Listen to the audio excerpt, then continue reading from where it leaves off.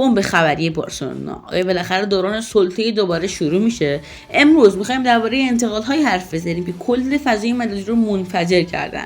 قبل از اینکه بریم سراغ این خبرهای داغ، حتما دکمه سابسکرایب رو بزنید تا از تحلیل‌های بعدی جان نمونید. آماده اید؟ بزن بریم. خبر اول، آلوارز. داغ‌ترین بحث این روزها انتقال جولیان آلوارزه. بچه‌ها به نظر من این انتقال 90% قطعیه. چرا؟ چون آلوارز دیگه یه بازیکن معمولی نیست و اون یه غول شده. خودش هم دوست داره تو تیمی بازی کنه که همسطح رئال و بارسا باشه، نه اتلتیکو. درسته اتلتیکو مقاومت میکنه، ولی صحبت از یه پیشنهاد 100 میلیون دلاری توسط بارسلونا.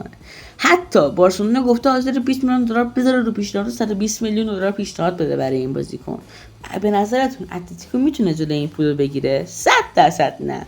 و به نظر من این انتقال 90% قطعیه. بخش دوم، برناردو سیلوا.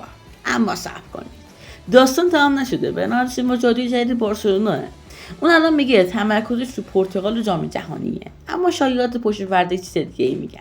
همه میگن مذاکرات با بارسا قبلا انجام شده و فقط منتظرن جام جهانی بیاد این انتقال رسمی بشه و کار تموم شه. یعنی این انتقال رسمی هست ولی بعد جام جهانی دیگه خود خبرگزاری بارسلونا، خود برناردو سیلوا و اینا اعلام میکنن.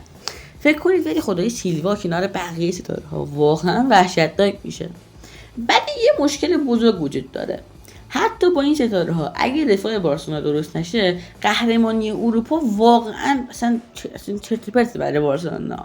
پیشنهاد من، بارسا باید فوراً برای دفاع 2 ستاره جهانی رو بیاره و 2 هم بازیکن برای نیمکت جذب کنه. البته نباید از آکادمی هم غافل بود. بازیکنایی مثل همین کوبارسی که الان داره میترکونن از آکادمی اومده. به نظر من یه چند تا بازیکن آکادمی دفاع هم باید بیاره که شاید اونا هم ترکوندن. از کجا میدونی؟ و امیدوارم این ویدیو خوشتون اومده باشه. حتما نظراتتون رو کامنت کنید. حتما میخونم. لایک و سابسکرایب هم حتما بکنید. ویو ها و لایک و اینا واقعا خیلی کم شده به خاطر قانونی یوتیوب و از یوتیوبرهای دیگه هم حمایت کنید بچه. واقعا یوتیوبرها الان کارشون خیلی سخته. تا یه ویدیوی دیگه فعلا خدافظ.